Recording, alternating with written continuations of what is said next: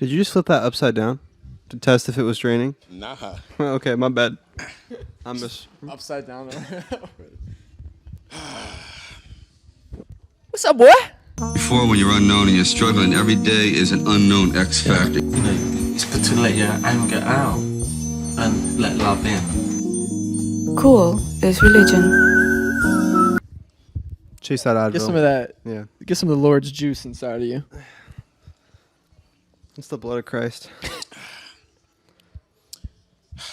Some white blood cells. I want to wear the headphones. Give him the headphones. Where they at? I don't know. This ain't our studio. I think Gene took them. Yeah, I think Gene's Damn.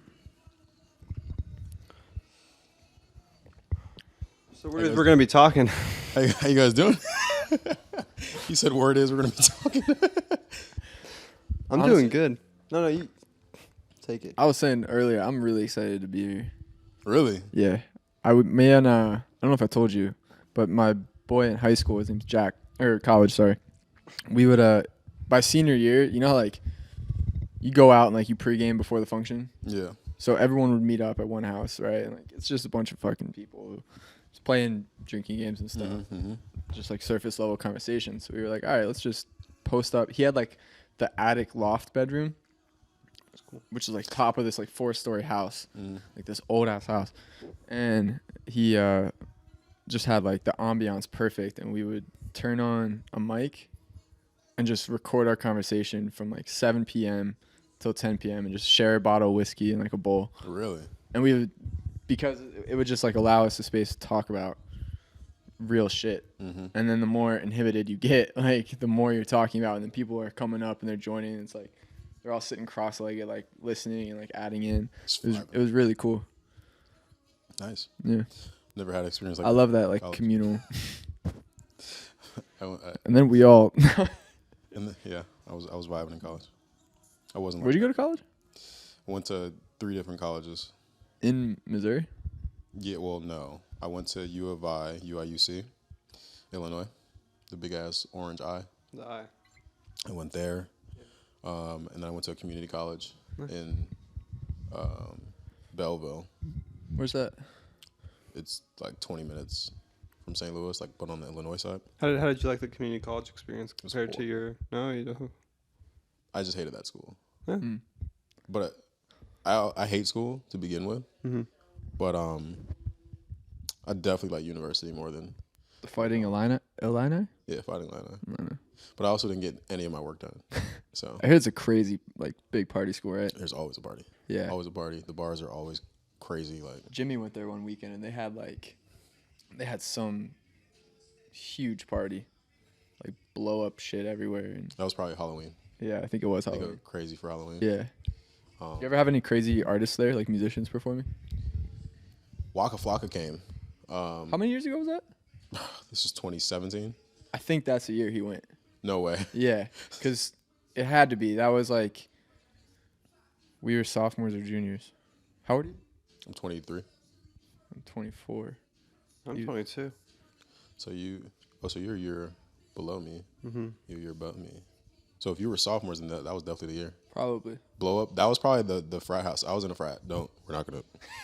I was too. So that if he probably seen my wasn't. house.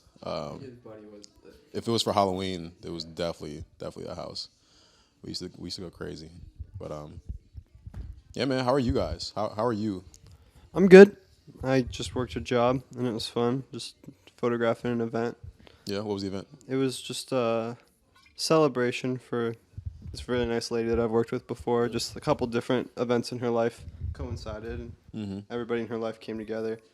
And I've worked with her on, like, weddings and stuff, so I just saw these people whose weddings I've photographed that I, like, haven't seen since their weddings, but, like, they got kids now. So it's just a really interesting, like, converging moment of, like, these people I didn't know if I'd ever see again. Just all, like, kicking it and just hanging out, which was fun. I love that. Yeah. But life's been good. Just trying to... The days just blend together. Yeah. I'm getting that too. It used to be. It's weird. It used to be like I didn't want to be anywhere but our house. But now, like, I'm getting anxiety being there. Weird. Why? Just, like, the looming circumstances of, like, moving. and everything, just like change. Yeah, big change. Change is good though. Being uncomfortable is good. Yeah. Change is good. Change is definitely good. You guys want to introduce yourselves real quick? Sure. You don't have Whoa. to. This is Eric. I'm Eric. You're Matty. This is Matty. I'm Matty.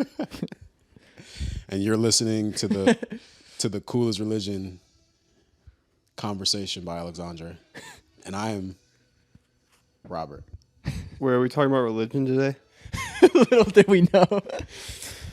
Nah, I'm Matty. This is Eric. Okay. We have a production company called Customer Support here to help you. Bam, bam, bam, blah, blah. These are some of the coolest guys. Actually, some of the first people, as far as creatives go, that I met when I moved out to Phoenix from St. Louis. Is that for real? Yeah, there was. You remember Maya from the shoot? Yeah. I met her, and then you guys. Yeah. Literally, then you guys. So that's pretty crazy. Actually, I don't know how we met. I met you at a.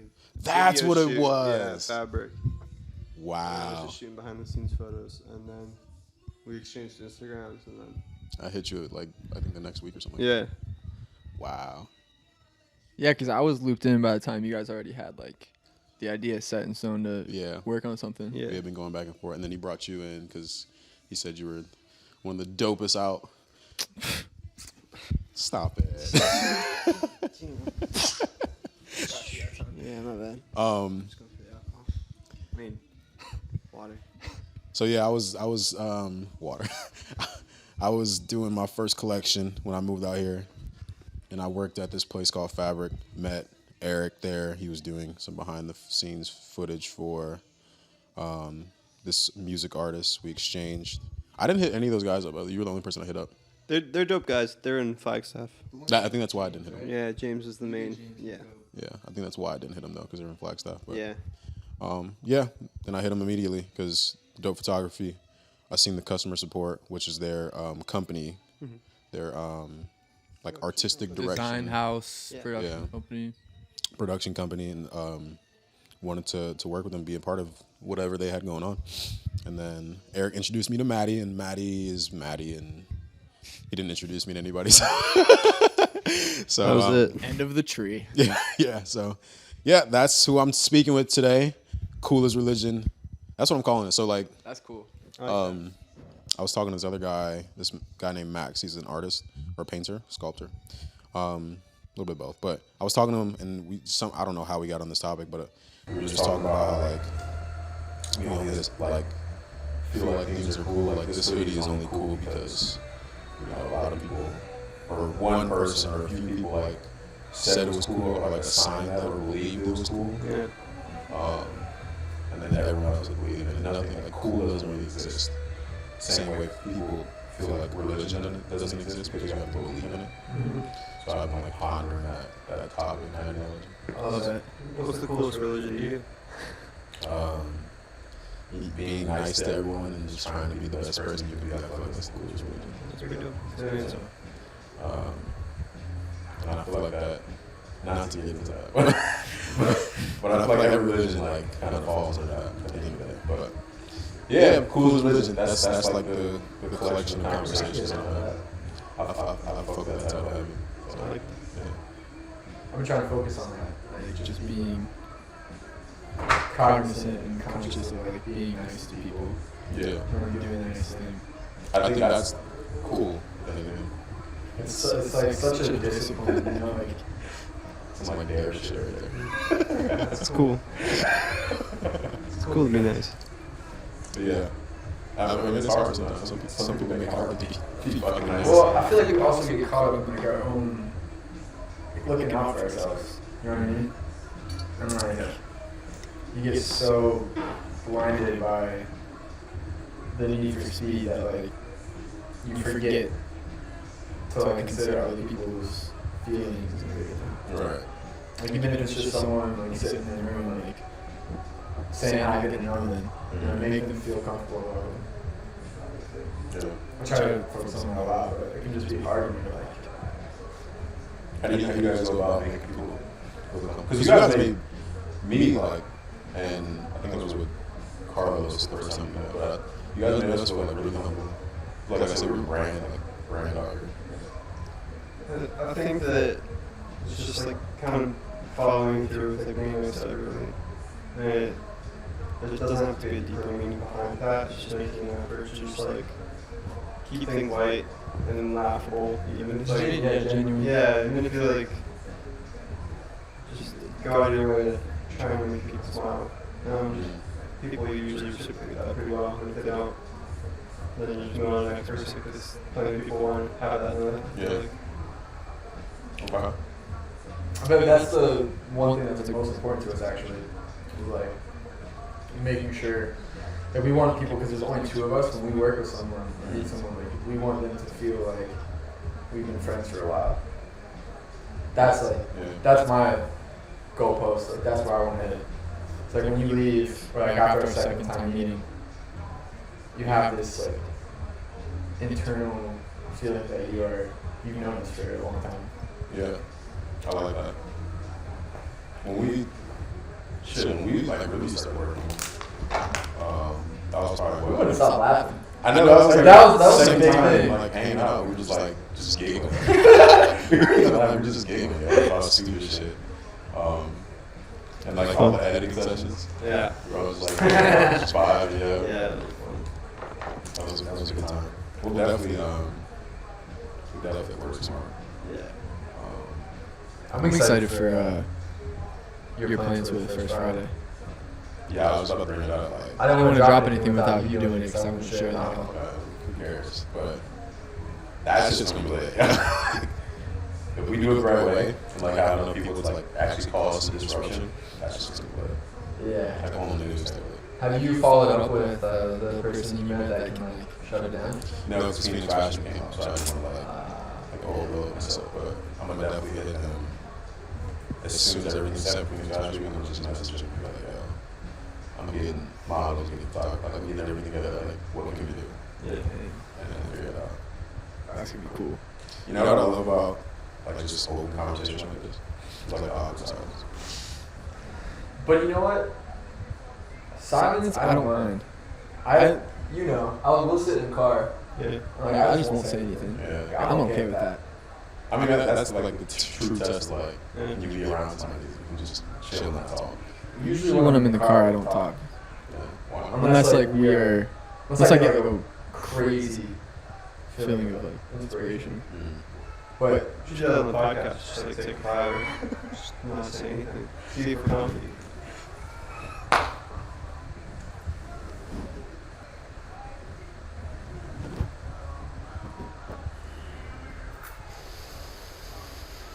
Hey, Carlos said you can fill the bottle.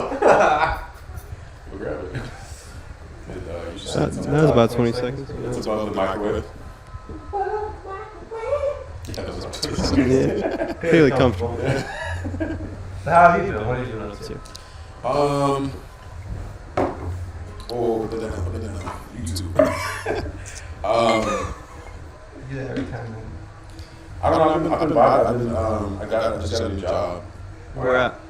This place called Mirrorstone Productions. I'm doing a social media for them. So that was dope. And then Phoenix Fashion was just getting rid of that. You're actually wearing the sample of the 1-1. Yeah, these guys say that always has like some of the crazy outfits. I have a white graphic tee on right now. I don't know what you like embody it. You I'm know? a car. Speedster. I'm gonna take this off. That's all the tees they get. He's built for the fast lane. No one can catch him.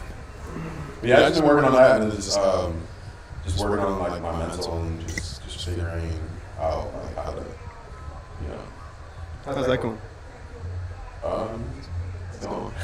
This is good. This is gonna not last good. Bro, mental health is serious in the creative world. Yeah. It's taxing. I was just telling you yesterday, like, We did this thing, and then I'm about to came up because we were all sitting in our kitchen yesterday, like 8 people, and we were about to go out and night of drinking or whatever. But it was a little early. It was like 8:30, 9 o'clock. It was like, all right, sort of like off the cuff joking. It was like, all right, everyone go around the room. We're gonna like say something we love about each person. Love that. and then we did it for like an hour. There were like 15 of us there. Yeah. I don't remember what anyone said about me. I only remember after that. The last person. But see, he got shafted like I did last time. I was the first one last time. And everyone's like uncomfortable with it for the first one or two people. So just saying like, yeah, what the fuck? Or like, I love. I'm pretty sure I said I love the time we spent alone in my room. I do remember that. And then like everyone after that is just like, man, you just bring the best out of people, and like I really. This is the people after you. Okay. But no, I was telling Eric like because I know he kind of got shafted with that. I told him like, I appreciate you like giving me the space to feel depressed and not lose my mind. Because that's like huge. You know when people are like, damn, like, fucked up, like leave him alone. Yeah. Like he understands. We have this weird hive mind, like understanding of how each other are feeling and how each other operate. So if I'm just everything, like I'm just blurry today in my brain, and I feel like I have a thought that I want to do something or I want to get out on something, but I just nope. Yeah. I'm just sit here. Like he gives me that space to rebound, which is really nice. Bounce back. Me and Carlos can have that dynamic. Yeah, I can get that. Yeah. I picked up on that with you guys. Damn, I don't want to. Do it. Who gives a fuck? I gotta see guys' playlist. So. This one? No, it's just It's just like public domain classical hits. Like I gotta say this playlist. iTunes is like top 20 now. Franz Liszt. Huge hands. You can play like major 10 scale with one hand. It's this playlist I made for my next collection. For the show or just to embody the collection? Just it's like a pre-harmony almost. It's just like the vibes, like Yeah. how I'm feeling. Are you still down with that like 80s Detroit house kind of weird, or where's it going? No. It's yeah. All right. So it's the title of the collection is called Girl from the Basement. Girl from the basement. Yeah. Girls in the basement. Nah, it's like My bad. it's like the concept like everyone has like hiding something in the basement. But the girl part is like relatable, like everyone has a relationship like that. Seems like It's kind not of a like relationship. Like internalized feelings. yeah. Well, no, it's internalized. one in my soul. But it's like that. It's that girl that you either like missed out on, or like you did something to her, or something happened that you just want like Tragic. that you're like constantly reminded of, but you just keep like tucked away. You know what I'm saying? You wish you could walk out through that door and do something else. Exactly. Yeah. Yeah. But I wrote this description. I'm not gonna say I want you guys to read it. Because you guys are like music heads, so I don't really want your opinion on it. Whenever you guys get a chance, but I got a lot of mixed interpretations or responses. So it's been interesting. Thanks, man. I wish I had like better questions. Oh shit, I'm FaceTiming you guys. That's crazy. Oh, I missed it. Call back. Can you call me back? Well, to go out, I'm going to say something. We were talking about how you and Carlos had that same connection we kind of have. I think on the way over here, I was just like pondering how each group we work with, like, it's cool that everyone has like that tight circle. Like always tight circle. Like our boys at the meat market grew up together. They're passionate what they're doing. Like they're fucking stellar to the core. You know what I mean? You can count on them. Like you guys, like this trio that's just like unbreakable, like a trinity. You know. Like our roommates are the same way. It's just they got this like mission upon them, and you know, obviously, I believe that we're that way. And it's almost like DC versus Marvel. You know, you got these like crazy superpowers, just all coming into this collaborative montage. It's like the Avengers. I love that shit. I love when you meet. Did you just get a donation? Thank you for whatever that. For the 500th subscriber to the coolest religion. Thank you for that coolest religion. I love you. You won a prize. Do you have a question for us? Do you have a question? You should check that. I can't see it. Oh my I do have a question. How did you guys start customer support? I don't know why. I was in Pennsylvania most of my life, and when I was 12, I stumbled upon Doug on this. And then I just kind of knew, like, when I graduated college, I was going to go out here and by myself and like, become friends. I was playing. No, we started just like, we met through living together. Like, we became friends there, and then we were like the two that weren't in the band, and it became a necessity to like legitimize our operation. Just look out for ourselves. Our roommates, Bella Gonzalez. It's a Navajo for like white man. White man. It's just slang for like white man. Ethan is like a Arapaho, so it's sort of like a tongue-in-cheek expression. But we met living with them, and then we kind of figured out that we had like the same passions and same like work Way of looking at. harder. Yeah. We have different like styles of work sometimes. You said it great last night. I don't know if you remember. I know. Oh man. He said like we when a problem is like when we're confronted with a problem, whereas someone will seek out the technical solution to that problem, or they learn the skills like to become masters at that. We like kind of break the lock off with bolt cutters and just like push our way through the door and teach ourselves how we want to solve that problem. So like we've just become accustomed and comfortable with flying by the seat of our own pants and like solving the problems. There's no right or wrong. It's like it feels like freedom, you know. I love that. And just like the excitement that we share has just built. So then it's just easy, and it's like it's addicting to work on things together. Yeah, I love that. And we, like I said earlier, like a hive mind, we can trust one another. That's good. I have Even to, if, sorry, go ahead. just real quick, I just want to say I had to build that trust with Carlos. Yeah. Because we started working together like extensively more recent, probably in the last like year and a half, or probably 2 years now. So I definitely had to build that trust and like give him the reins, like, okay, we know what we want to do and what we want to accomplish, and I can fully trust you, like, do your part and I can do my part. You know what I'm saying? So, especially with like Alexander.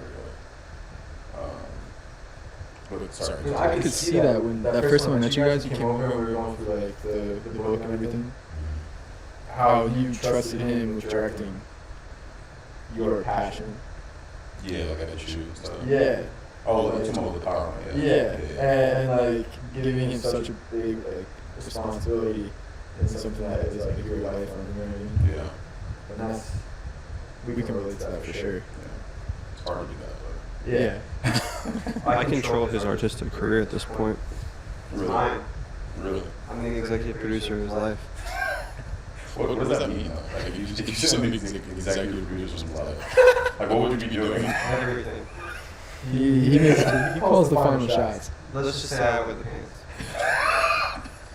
It's a lot of ass in them jeans. Yeah. Stand up, give us a twirl. Maybe after we have some more water. Oh, that's all out. Yeah, but that's it. We just rock on. But so like you guys are talking about like the freedom to create. It's just something crazy. How you guys feel about Kanye and like this whole music gap and like I'm always trying to like push the whatever. I've honestly been a little tapped out of just like I've been kind of pushing away from social media. So like I know the general thing, but I haven't like kept up with the day-to-day going on of it. But I don't think I'll ever understand the complexity of the situation because I mean that's just a complex human being. And then you have all this paperwork and everything that no one knows about. You know what I mean? Yeah. So like, but what I can agree with is how sure of himself he is. Yeah. Like, You have a question in the chat. Alright. I told you you did. Hey, send that question again with $5. I just picture like every time a question gets asked, he gets buzzed and he has to come down there and say, hey, yo, we have a question in the chat. And that's how we know. No, the question is, who was the chicken of fashion and who was the egg of fashion and what came first? Like in this room? Yeah, I have no idea what the fuck that means. Yo. Bro. I don't know. Where did you start? Ooh, here's a good one. All right, About, go ahead. like, Vivian Westwood and Malcolm McLaren. What was that? Is that like the shaking? I would say Malcolm McLaren was... streetwear? No, he was like a music manager, kind of. He managed the Sex Pistols for a long time. Yeah. Yeah.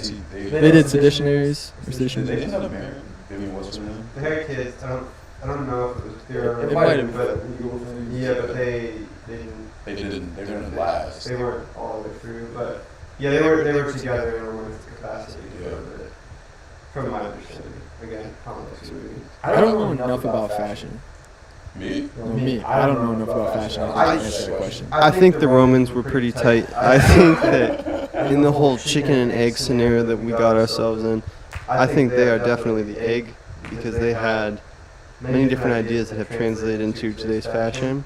And I think that before them, people dressed very differently. That and people of Greece. I think it's pretty tight. So, who was the chicken? They were the chicken. Let's just answer between the two of us. Yeah. Let's just I don't dumb know. this down a little bit. Yeah. Alright, between us? You were the one who like started the vibes with dressing like you had like a sense of style before I did. Like I always dressed nice, but I started wearing raincoats after like we talked about that shit. So I'd say egg. Wait, chick. Which came first? You came first. Oh god. Whoever Just looked at the camera. Bro, what is happening right now? You heard it here first. This is what happens when you have white people on the show, bro. This is what We're I'm just having on this show. They're just stupid. No, I'm vibing, bro. You vibing. Nah, I can go with that, but you've just like developed like a genuine sense of fashion. Stop. What would you consider your sense of fashion is? I'm glad you asked that. This is crazy. My like most kids, we like just broke growing up. Like, my parents separated, but my dad's best friend, he told me, because I always wanted like new shoes, but I lived with my mom, and like she would get new shoes every now and then. And she was like, it's not what you wear, it's how you wear it. And like that always stuck with me. As niche or corny cliche as it is, like I'm always like I just look at everything I have. I just put on like shit that I wouldn't think goes together, but I feel good in it. And like I just walk around and convince myself and others that I'm confident, you know. Like I think that's what like is the staple of my dressing up. I'll fuck with ringer tees. Yo, those are actually like super hard. But ringer tees are shit. Those Yeah. are super hard. But yeah, same thing. I'd say that confidence is key with fashion. I grew up in a very like, but we had needs for sure, but my parents were very like frugal with it, which was like an interesting thing to grow up on. Like we never bought like brand name anything. It was always like the Fry's discount stuff or like hand-me-downs from cousins. And I think I have a real appreciation for like my parents' old clothes that I now have. Like I have a lot of like old nature graphic tees from like World Wildlife Foundation that are just like really like the pivotal pieces that I wear because they hold importance. I know that like, a lot of that stuff is just like from the family. Like, I have my dad's old item right now. I wear that shit all the time. Just because like I have an appreciation for the stuff that stuck with me out of that. because not everything did. But like, there's no issue with that. You shouldn't like taste changes, but I think that was a very interesting like question to come up. I'd say when I get dressed, I'm trying to feel like a 60s or 70s rock star. Like how do they feel? Like Mick Jagger? I definitely get that. Fuck with Mick Jagger. Like he made Little Baby Tees cool, and Yeah. you know what I mean? Like, And just to like know that man shared that confidence that I'm feeling now. I like that feeling. It's like a nostalgic connection with something that is disconnected from me. It's crazy, guys. Say that. I feel like a lot of people like say like, yeah, let's have confidence, but like, not a lot of people are confident in what they wear. It's not honestly about being confident. It's about being able to take it. I think it's hard to be confident when people they're trying to be confident in the things that everyone else is wearing. Yeah. So then they're just it's that high school effect. You're just comparing yourself to how well everyone else is doing it. And then you just like crawl into your shell. But you step out to a function, take a frat party for instance. But you've developed a sense of like individualism, individuality, and you show up with like I don't know, you show up with pinstripe trousers to a frat party, and then you just feel confident. Yeah. Like it's repetition though. It's like working out. Like you build it up. It doesn't just happen. That's why I'm scrawny, because I'm working on my confidence instead of my physical attributes. That's on mental health. That's on mental health. Hey, what are you doing? What are you listening to? Mental health. Mental health. The clothes on my back. But I say t-shirt. Bring your teeth. You were talking about this too. I like wearing shit that only you own because you made it. Yeah, I've definitely been trying to do that a lot more. Yeah. I find whenever I buy something that's like this fucking hoodie, Islam Gallery Apartment hoodie. Like I love this hoodie. I love that. But like it's like a quote unquote hype hoodie. So like whenever I'm wearing it, I'm just like, one, nobody even knows that it's like Lamba unless you're like in a certain. I have no idea what that is. You know what I'm saying? But like unless you're in certain areas, nobody knows what it is. And two is like, everyone knows what it is, but nobody knows unless you're like, you know what I'm saying? Like, Does that make you feel differently about wearing it as opposed to like wearing something that a lot of people know about? Does it make you feel better than other people? well, no, because because I'm wearing it. It's like fuck everybody. But no, because I wear what I like and what I want to wear. But this is like what I'm saying is like this is like an in between like super hype, everyone knows, like an off-white hoodie or something like that, versus I don't know, just a random hoodie you put at a thrift store. You know what I'm saying? Like it's like in that in between stage. So I have a question. That same scenario we were using about the college party and wearing something different. Yeah. Level that up, upgrade that shit a few times. Mm-hmm. Now you just have a bunch of A-list celebrities wearing Balenciaga and Yeezy. Exactly. How do they feel? They're all wearing the same shit. So like, it's hard. I can't think of anyone. I mean, other than like Kanye. That's such a cop-out answer. That has name people, and I'll probably agree that you think have like that individuality in the mainstream. A$AP Nas, Tyler, Rocky, Yeah. Ye, of course. What's his name? Bloody Dior and his Osiris. I saw him. He walked right past me in Soho one time. I was like, Really? He had those crazy pants on with the big glasses. He was really like was 3 just years wearing ago. this shit. Yeah. I guess that's fire. But them, Mac Miller had his own R.I.P. He had his own like little swag. He just kind of followed it. There's another. You ever hear of Bond? No. The company Bond? Mm-hmm. Cooge and Arbin. They're from Bronx. I think They're they're Albanian. They live in LA now, but they started this really cool Cooge. Instagram, Marlboro Cooge. And I remember seeing him at a what was it? I think it was a Playboy Cardi after party at the show. It's a clothing store in Tribeca everyone goes to. And my boy like got us in, and I saw this dude. I was like, that dude has individuality. And he was just wearing a beanie with a blazer and some like skinny jeans, and black jeans, like some Air Force Ones. And it inspired me for like a whole year. And that like made its way to mainstream. I don't know.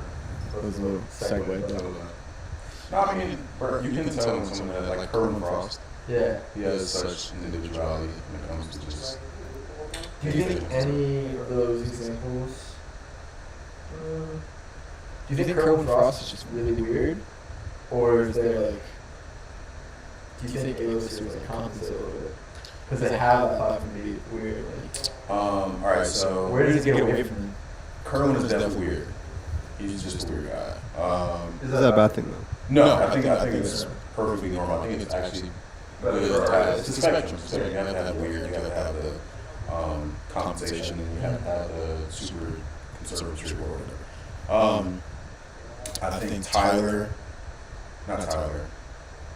I think Bloody Dior and like people like those people, I think they can compensate a little bit. You have a platform, you can try things, and if it looks ugly, you're still gonna have a large group of people that say like it looks good because you're wearing it, or you're at least trying something, right? And then you have like Kanye's that are just so, like you said, next level, different planet thinking that they could be doing something that everyone else is doing, but because they're doing it, it's like this innovative thing. And they don't even realize it's like normal to that makes sense. Like Rihanna's kind of like that. I'm trying to think of some white people. Not saying that there aren't, but I just can't think of them right now. Are they in the room with you? Well, besides you guys, Bring your teeth.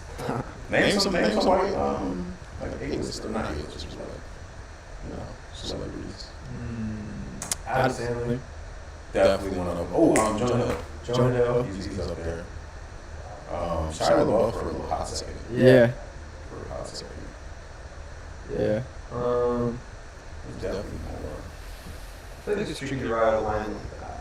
Like once your aesthetic is wearing things that are your own, does that put you in a box when you're in a list to fit in your own aesthetic that you built for yourself that then becomes a mainstream aesthetic quality of your own anymore. Right. So where does that line? That's just an interesting food for thought thing. Where does that line get drawn when it's not you being an individual and where you're setting the trend? I think. Ooh, wow.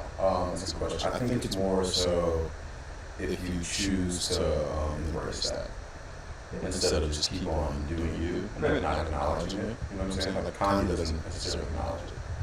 And so he's like, man, you're going crazy for this. But, you know what I'm saying? Like, I don't think he acknowledges it. But, like, people like,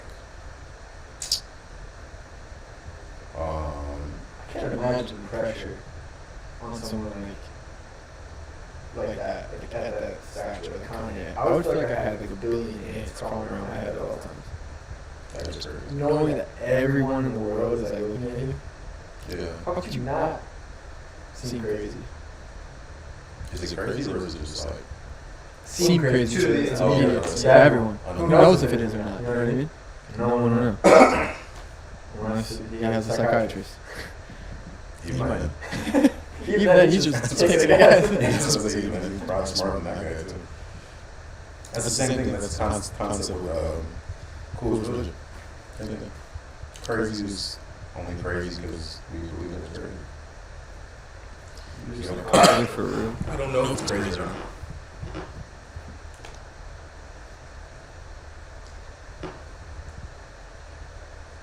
We were on that school of thought. I feel like being here and like in Phoenix, Oh. and I'm not from here. Like, I'm from Pittsburgh. Been here 3 years. He grew up here. I am.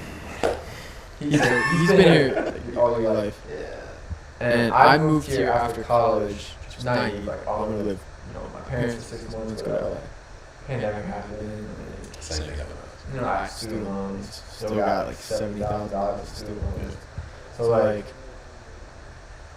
to kind of not be stuck in a bad way. Like, it's not like I'm itching to get out, but I would love to because I love to move and go somewhere else. But I think feeling like we have Not dug ourselves a hole, but built ourselves a fortress for our own two selves. It's like it's hard to convince yourself you're not competing with others, and like you just want to get out and do your own thing. Like that's something that I'm proud of us for doing. That we don't compare ourselves to like the whole canon of artist or designer or anyone around here. It's just we fuck with who we fuck with off of natural connection. Like, we all experience. And then, you know, there's no other, like, outside, Like you'll see trends in fashion, you'll see trends in photography, especially like music, videos, yeah, everything. literally everything. There's a norm from time to time, and that norm switches way faster than it ever has before. Just with the way that, you know, like fashion runs, like there's so many more cycles, and people buy onto these trends so easily. Like Once on it's TikTok, get on it, yeah, it's it's gone. So it's like, why not just find the thing that you actually like not just because you saw a TikTok that says like, oh, this style will be popular, like 2010 Tumblr's coming back, like it will, it won't. Shit, Like, it goes high over my t-shirt. Like, yeah, just like stick with your own guns, and who cares? Like, you don't have to spend $100 on the next dress that has a fucking flower pattern on it because it won't be cool to you. Yeah. Like, find what you like and stick with that. And I think that when you learn to not, when you don't feel like people are knocking at your door all the time, like this is the coolest new thing, and you can just like not answer that. I think that's really important. I told someone before, I might have said this to you too, but like once you become an authentic believer in how good your own ideas are, time is a concept. It doesn't matter how long it takes. You're gonna do what you have to do to create your world how you see it, without any dictation from any outside influence or source. Like it just remains within you or your team, and you're confident in the ideas. So like to you, it's your idea against the whole fucking world. I'm not against, but like it's there. It's there, yeah. Put up next to it, Yeah. right? And like you're not worried about what's out here because you want your world to grow just as big on its own without the influence of this shit. And like it's not bad to have influence and shit, but I mean like that was a bad word to choose. The intention behind it should be to build what you see in your head as opposed to what you think other people see being cool in your head. Like or their interpretation of what they think you should make it would be cool. Yeah. Like, who cares? That's why I hate when people like if you make music or something like that, unless like I specifically ask you for your like take on what you would do this piece or whatever. I hate when people are like, yo, you should make this type of song, or like you should make this a beat, or like you should make this type of dress, or like you should take these type of pictures. I hate that so much because it's like, one, you don't know how much work goes into this. So you saying that could take me a month. You know what I'm saying? And two, it's like, fuck off. There's other people who have crafted that world for themselves. If you want that, go to them. Because I'm crafting my own world. If you want to buy into what I have going on, I would love for you to be here. But I'm not going to like, cultivate what I have found happiness in just so you can have an Instagram post for a week and a half. I'm not gonna change the structure of my house so you can, fit your bike in it. Exactly. That was an interesting analogy. Yeah. I think I got the point across. I liked it. But yeah, You're not going to remodel for somebody just because they don't like a certain style of your home. right. You're just going to stick with what you like. And I think that's a really important part. It all comes back to intention. I was this was some months ago. I was listening to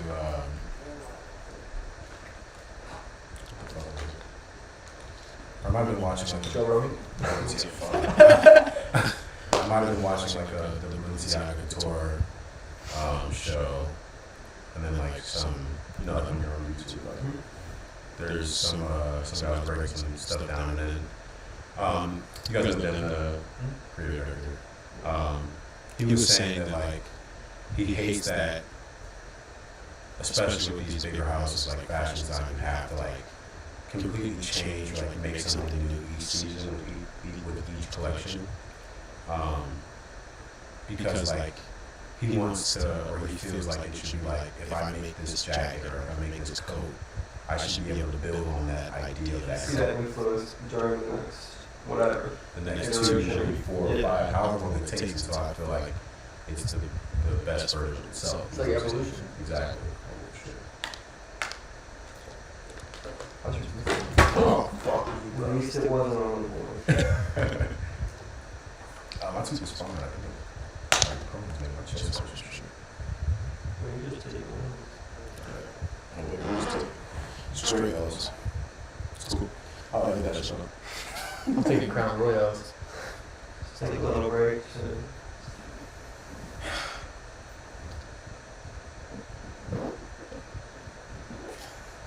I love you guys, man. You guys are my dudes, man. Love you too. Yeah, my man, DeAndre is coming out here. His photographer is coming out here for Phoenix Fashion to help me shoot that. Because I'm gonna help him get like more opportunities and build out his portfolio, meet some people. So I want him to meet you guys. Super dude, super nice. Or you can bring anyone around. Yeah, you guys will fuck with him. He's a cool guy. He's just chilling. He's just trying to learn, you know what I'm saying, get better at his craft and stuff. So. As you should. Yeah. I was gonna say something.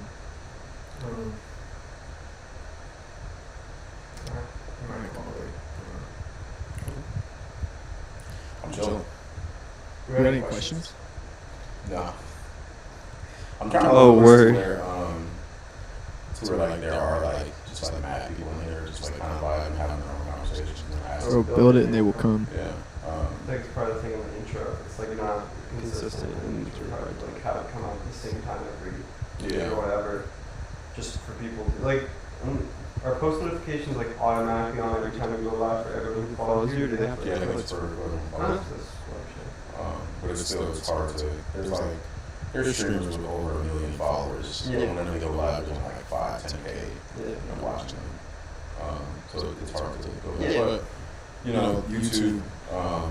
Each video that I posted one with Mace actually.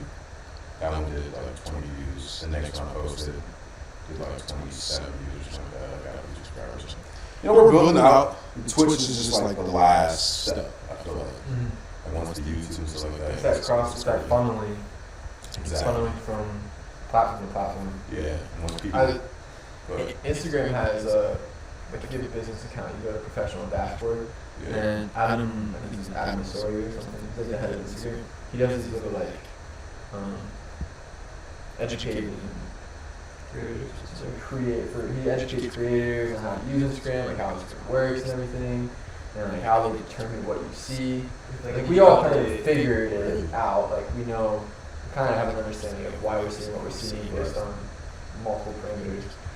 But just like the ranking process and everything, and like he addressed like shadow banning, and it's like it made a lot of sense. Like they're not gonna be perfect every single time, of course. And neither are we as users.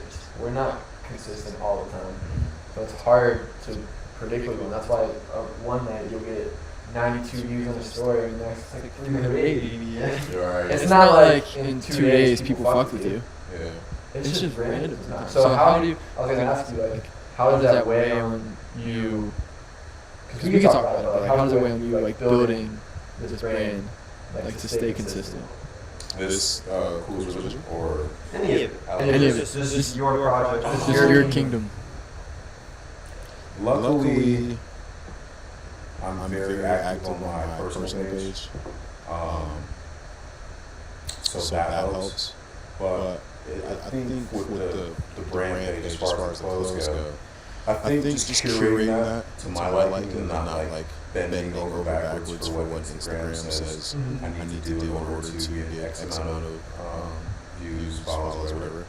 I think curating that to where, while when I do funnel it with my personal or I do funnel it from doing a show or something like that, it's very aesthetically pleasing. So I will gain the followers, I will gain the views. Yeah. And the more followers I have, the more attention I have by default. Exactly. And the more active followers you have. Exactly. All you need to make a living off what you create, you need 1,000 people who will buy everything you put out. Exactly. And that's a living for a year. If you If have you have 1,000 people who buy a $30 t-shirt, $30,000. Yeah. That's When you put it like that, it's not that much. It's just consistency. Yeah. giving people something to buy into that they're willing to buy into. That's the tricky part. That's actually what we're like the collective. That's where we're building out right now. It's coming together super. Like I want to run about you guys when we're finished, but it's coming together super. Like I'm very excited. The next collection? Well, that too, but as far as like the brand. Oh, yeah. To like just convey that message consistently.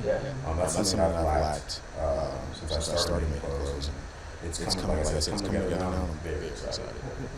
But for this, it's really just finding dope people I can have conversations with and cooking it up.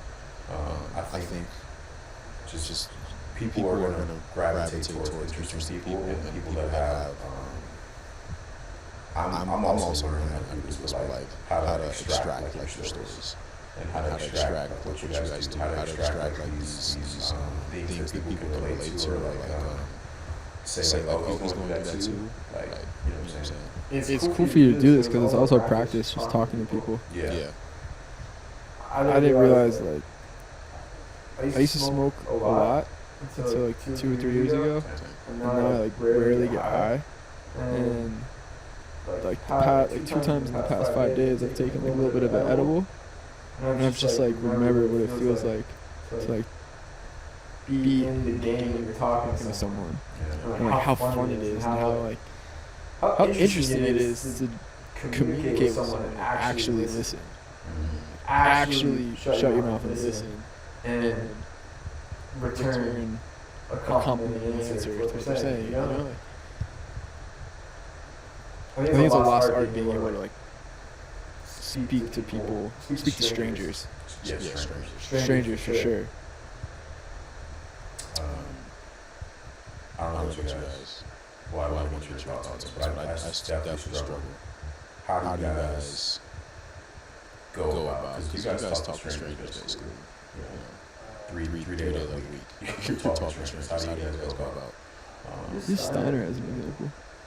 Yeah, we recently worked with this artist out in LA that had a connection through his manager to his production house. And he was looking for assets for press photos, essentially cover arts for his next couple of releases, his project that was upcoming. We never met the guy in person until the day of the shoot. We had talked and thrown mood board together and sent it to us.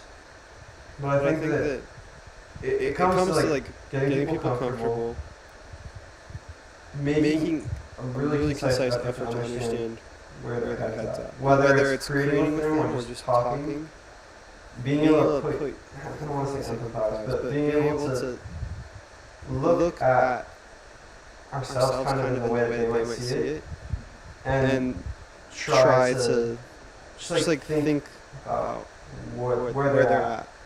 That can kind of connect, especially in making art. It's like, where do you want your world to go, and how can we help that? And a precursor for that, like anything in front of a camera, especially with strangers, can be extremely uncomfortable for the person in front of the camera. Sometimes behind the Even if they're not, even if you're friends. Like we did a video shoot with someone and we had like known each other. We were on this level. We were shooting a video, but like just couldn't break that shell. And like we as directors didn't know how to bring it out. So like we've definitely had experiences where we're just our hearts are racing, we're sweating, and we just feel uncomfortable. But we've gotten good. I think it helps. Speaking for myself, like being a musician and an artist, and like having been in front of Eric's camera, like I know what it feels like, literally. So if I can just not overwhelm them, it helps there's two of us. You know, we're trying our best not to overwhelm them.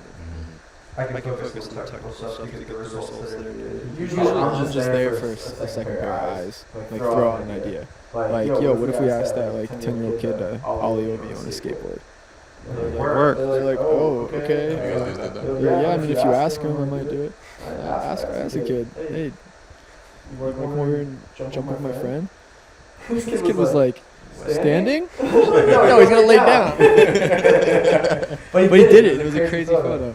And I feel like once you gotta find those moments. Like I kind of see those opportunities with strangers. So like, there's my opportunity. I can make this happen, and they'll trust me.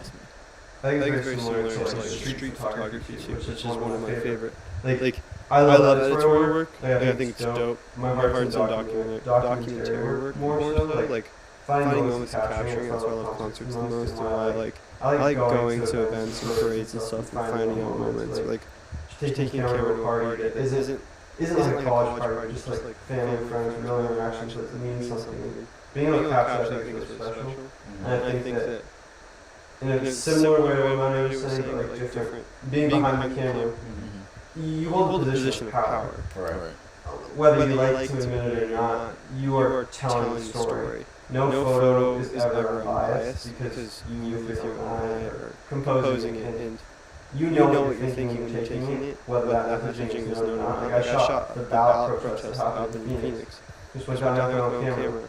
And I did not feel it to them.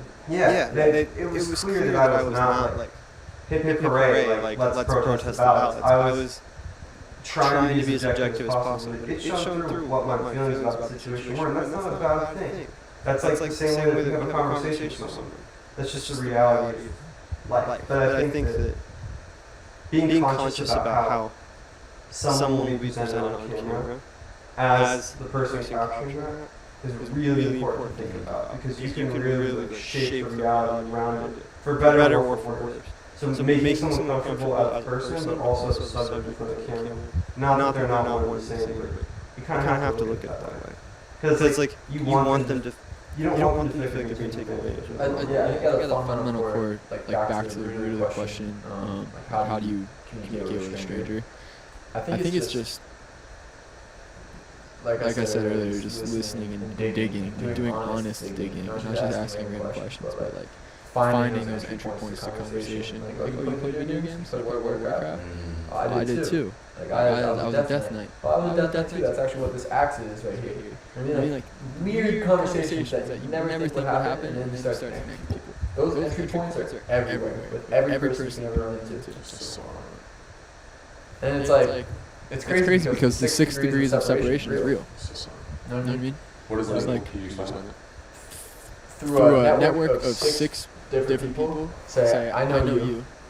You probably know some, the biggest designer you know, right? That you can text right now. You text him. He probably knows a bigger designer. Through that guy, he probably knows an assistant that's worked for Kanye.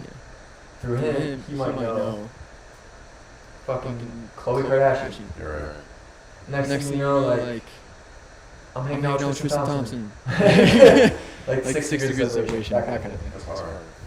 It's just about that, through 6 people, you have access to anyone in the world. It's the never live in say like it's a small world. Yeah, that's just one like that. I think I've ever heard that. I might have, like, I just didn't forgot about that. I wanted to ask. I wanted to ask. Eric, whenever you're doing your like photography, how do you like overcome that because I used to have like this film page where I was just like I call them eyes balance because it was the same concept where I was just like capture these random moments that are just happening that I never wanted to forget that thing. But how do you go about like overcoming, and I guess this is kind of piggyback on my original question, but how do you go about overcoming that anxiety of just literally capturing people? It's hard, and it's kind of, or it's like working out, but when you first go out, your first couple photos are most likely not going to be like game-changing. Like, you have to warm up, because you are invading people's space in a way. And even if it's friends, the second you pull out a camera, the dynamic changes. And like, in a phase of my life, and I still do this to a point, but I've been better. I would have a camera on me all the time because I just wanted to become it. Like I wanted people to respect it. And it worked really well for what it was, but I felt like I wasn't really present in the way that I wanted to in some scenarios. But like, it just smiling at somebody can change how they feel about your photo. Like it comes back to so much of life comes back to what your intentions are. People can read that shit. Like, if you have malice behind you taking a photo of someone, they're gonna know. But if you can smile at someone and be like, hey, cheese. Like, if you're like a parade, like I shot 4th of July in some small town in Oregon. And like, nobody cared because I was smiling at them. Like, I had a couple side eyes in photos, but that was the worst. Somebody yelled at me. And like, these people come from a very different background than I did. A lot of them grew up in that area of like small rural Oregon. And I'm from Phoenix. But it wasn't an issue. Even though like maybe they never had a camera stuck in their face. And I was using a flash on that too. Like, that's a lot to put in somebody's face. But I don't know. Just smiling. And like sometimes having a I mean, it can help. Like, they loosened up. Definitely. Yeah. Do you like film or digital? Yeah, that's tricky. It really depends on the intention behind what I'm doing. Like if I'm shooting for myself, that is more editorial, or like I want to capture the feeling, have that constraint film put on me, then definitely film.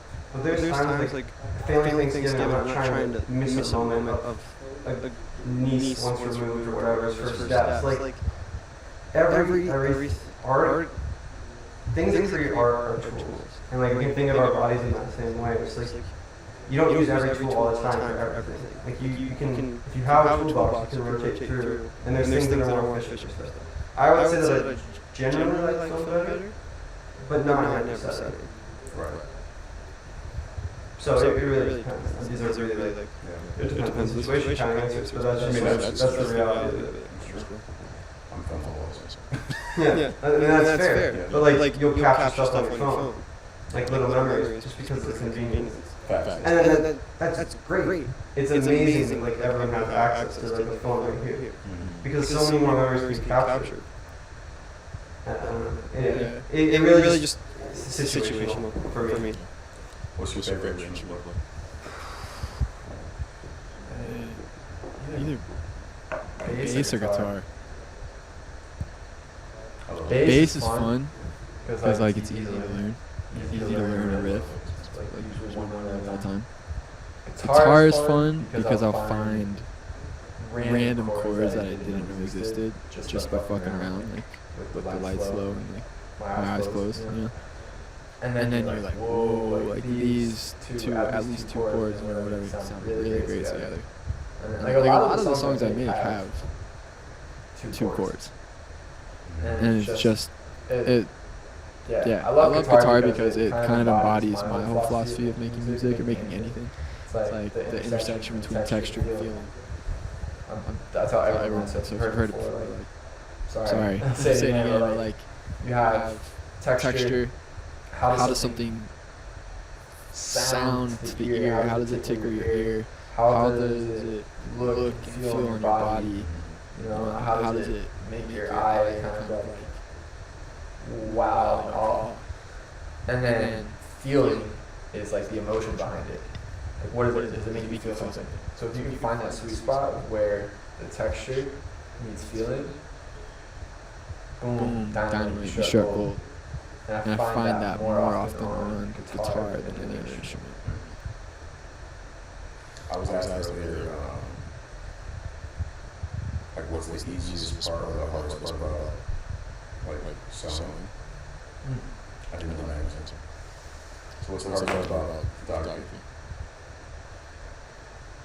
That's tricky. I'd say You can complete the fit.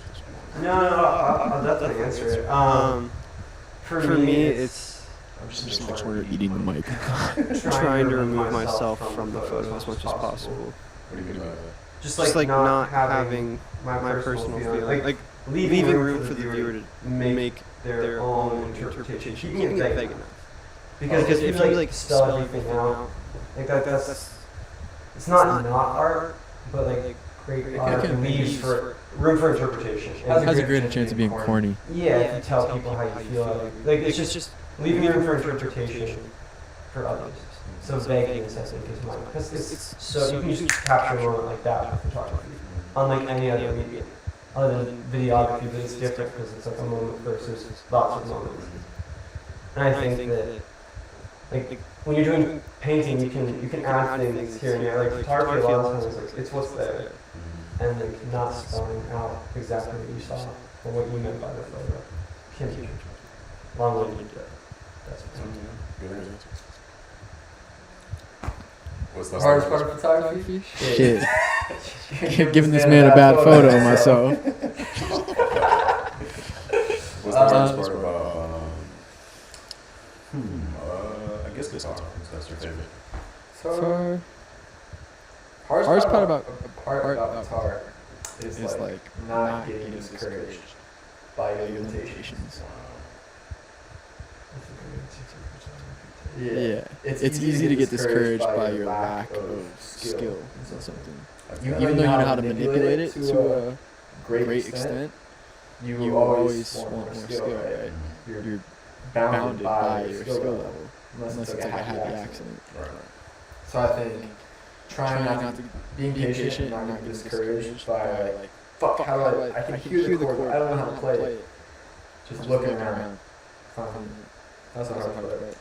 I think that'd be my hardest part too.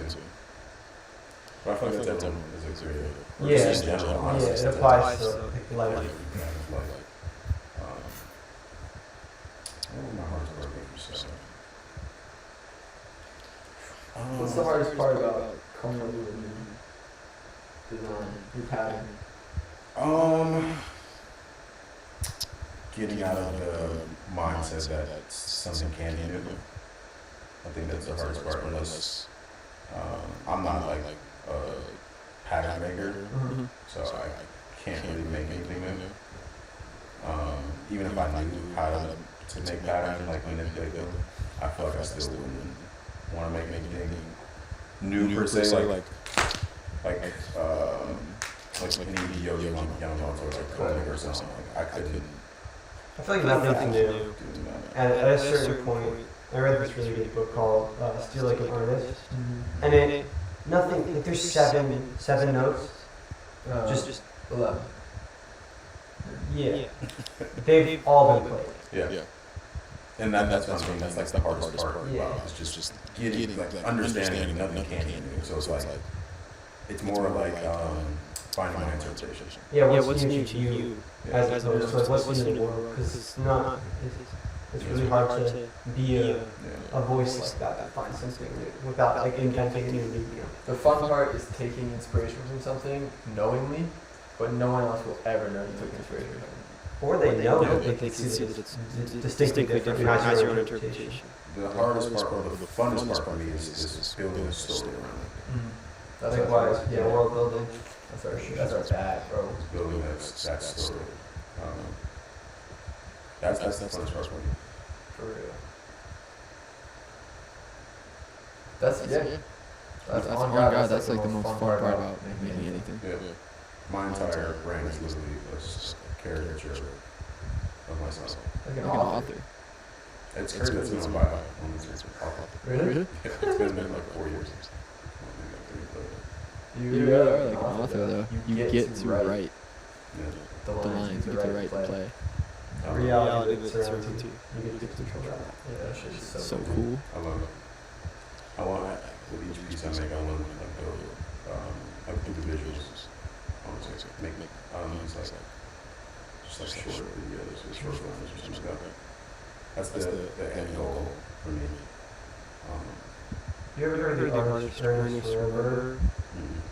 He's one of our homies, just through Instagram. I shot one of his concerts. But he does such a good job. He has little short form stuff that is all building into something bigger.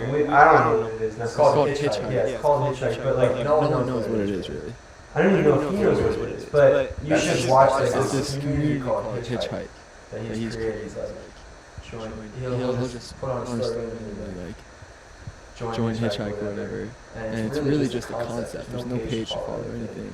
But But then he'll put out like a short film noir kind of thing, like weird video that just feels like a 1950s Christmas Feels movie. timeless. Feels timeless. But he's a musician, makes great music, and And like he's got this whole bigger thing like like he's creating, no one really has has an understanding unless unless you're in this tight circle. And And like like Eric said, maybe he doesn't know. Like He's building it. It's like it's like AI, AI, bro. It's like building itself with him. Yeah. It's just like That's definitely how. It's it's cool. cool. It's a bigger. It's It's bigger than him. Yeah. That's how I feel about what I'm doing. Yeah, Likewise. Every single day is another opportunity to create a story for another piece. Yeah. Send me this whenever you guys get a chance to send me this information. He's sick. Ernest Ernest Rarberg, Rarberg, secondary handstand. Listen to that song. All right. Before we get out of here, give me. What do you mean for intermission? Give me 3 artists. Any kind of artist. 3 to 5. Artists you love, artists you want to get into, artists that you feel like you should follow, listen to, whatever. Just 3 to 5. Just names. I'll go first. I'm not gonna say Ernest. Shit, that's a loaded question. That's like asking your favorite movie. I never know my favorite movie. That's what's up. Yeah. Talk about something else while I figure this out. Damn. I don't know anything else to talk about. All right, so maybe I'll go. Oh, you got it? I have a few. Everett Malloy is one of my close friends, and I generally think he's the best photographer in Phoenix. I think when it comes to attention, top tier. Everything's top tier. Every shoot's a project for him. If it doesn't work itself into a larger project, like it has its own thing. And I think his work is incredible. I really admire him in that way. The way that he's like just committed himself to photography. He's really consistent. That's one. Let's go one by one. So All right. I'm not going to go local. This is just off the top. Hajime Sorayama. He's like a painter, sculptor. He does this weird, like not weird, but he's like almost pornographic type of. You guys probably seen the silver girl with like nipples are out. I don't know. Sculpture? It's a sculpture. Well, it's a painting too. If I show you a picture, you'd be like, oh. Probably, yeah. But anyway, excuse me, Hajime Sorayama for sure. Damn, why am I forgetting his name? I don't know. But him for sure. Raph for sure. Raph Simmons? Yeah, Raph Simmons. I don't know why. I just I don't know. He's just that dude. You know what I'm saying? Like, I don't know. Of course, Kanye. You know what I'm saying? Like, he's just that dude. Of course, Kanye. Steve Lacy's. I've been rocking him. I know he's like popular. I've been rocking him for a minute. Since like Dark Red. Like, he's that dude. I know. Someone's got their headphones on at home and they just heard that in their ear. Sweet Steve Lacy. Nah, he's that dude. You're tuned in to 92.7 Smooth. That was Bad Habits by Steve Lacy.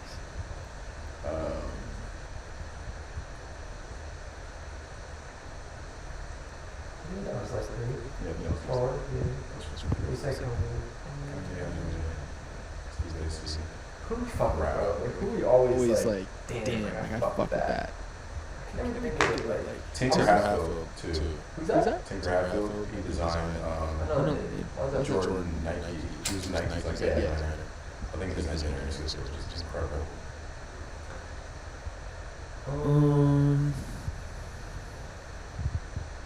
I feel like anytime you ask a question, it's just like every name that you think of. It's just like the Matrix right now in my head.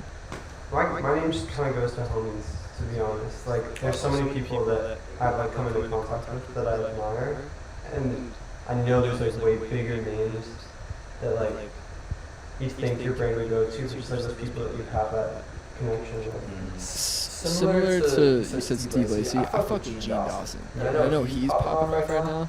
But like, I bought in and I convinced myself that like I was like I wanted to be like in his entourage when I first got here. No idea who the guy was. But just like hearing his first album, it might have even been an EP. Like just listening to it in my headphones and then just being like sold on his world and like understanding how individual he was.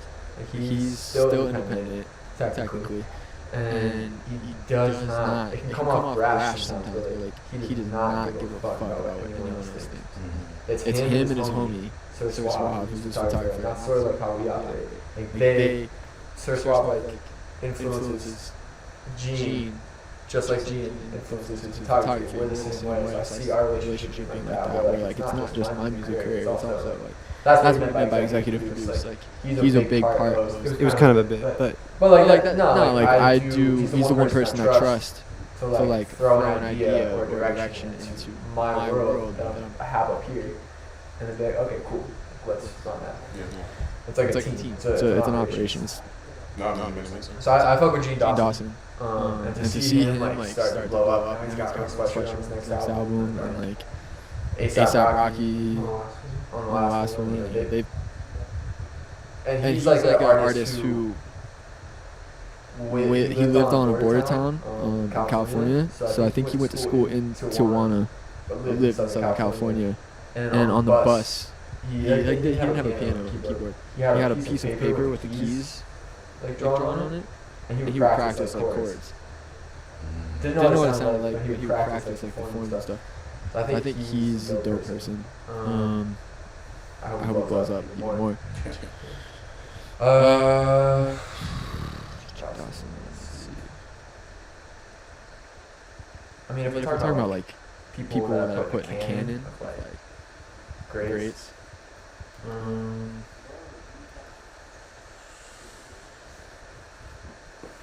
Beck is dope. Fuck with Beck. Haven't listened to him as much as I always have, but I feel like he's done his job of influencing me to the point where I like just respect and kind of listen to his work differently. But he's like another artist who's just every single album he's ever made was different. He's made a funk album, sort of satirical in a way. He's made folk, he's made rock, he made a hip-hop rock album with the Beastie Boys producers, like, and then he's got album with Pharrell. This man turned down Rick Rubin in a Rolls Royce and said, I'm gonna put my album out how it is. Like his second album ever, after his first one blew up and he had that song Loser, Rick Rubin pulled up in a Rolls Royce and like told him, don't release your album, let's make a one, and I'll put it out. And he put out his album 2 weeks later. He never worked with Rick Rubin. Like that's fucking dope. I want to be on that level. That's why I mean, like, keeps coming back to this idea of he was so confident in his idea and what he had that he probably chuckled when Rick Rubin asked that. So I got Beck, Dawson, say. You say it's tricky because like I said, a lot of it like goes to homies, but I kind of want to like think more about the canon.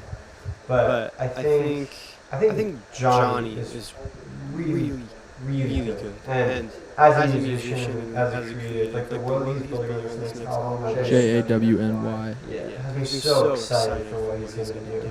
The visuals, like everything's thought out. There's intention behind it. Like, you can see the threads that are being moved right now. I'm just very excited to see the next final product. This is all the stuff I love. Like the new stuff is so good. And the videos are so good. Ooh, I fuck with Nick Holiday. Oh yeah. You know Nick Holiday? I fuck with Nick Holiday because he's not so like headstrong about one idea. Like it changes. He allows it to evolve, and I think he. I can't say for certain, but I have the feeling that he takes input from his team very seriously.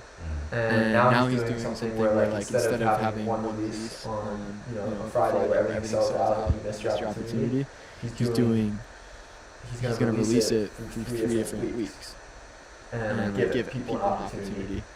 Which is really cool. I also, He's with the guy that brought Kevin Abstract. Yeah, and that's crazy. He was Kevin Abstract's stylist when they were all like together, young, touring and growing up. So like, motherfuckers didn't even know he was gay until like, whoa, he's Kevin Abstract. That was crazy. Everyone thought it was a bit. I don't think it was. Yeah, it wasn't. It's kind of crazy. No, they're about it. Yeah, they're awesome. They call it dope.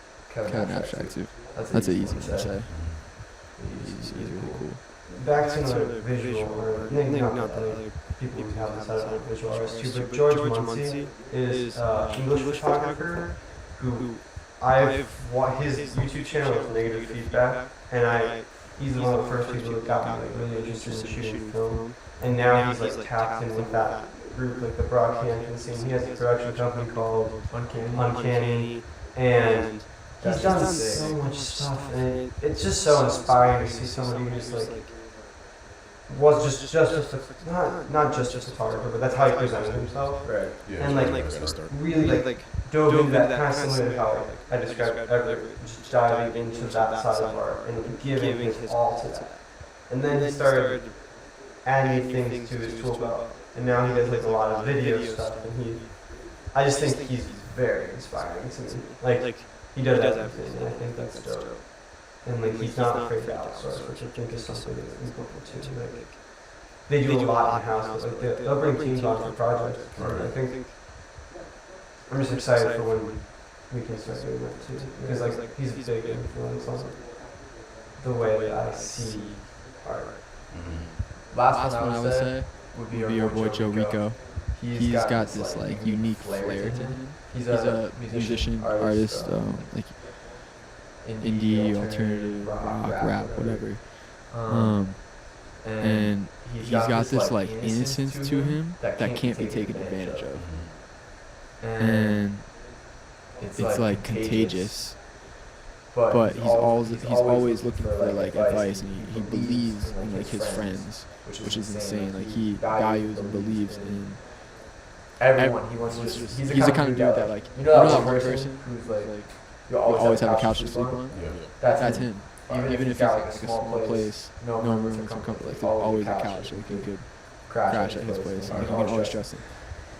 And to like have that foundation as a person, and then channel it into your music and want it to be authentic, right? Like these people they get signed to like major label deals and stuff as developing artists, and they have a lot of leverage.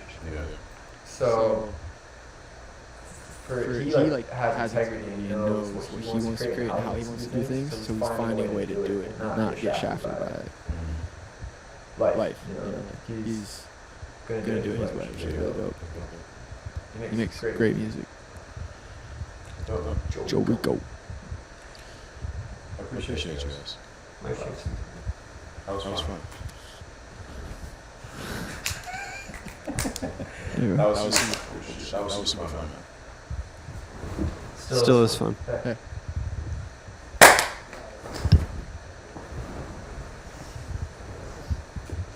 Thanks for having us on. I'm not gonna lie, I did that and my bladder almost exploded. I haven't had to pee for like an hour. Hey bro, there's a bathroom right there. Are you kidding me? Free camera time? That's good, man. Look at camera B, look at camera C, now look at camera A. Coolest Religion. I'm Alexandre. Had a great conversation with Matty and Eric. Two of some dopest creators in Phoenix. I'm here to bring good people to the greater people.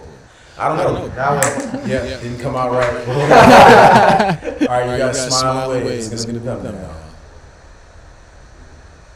It's not.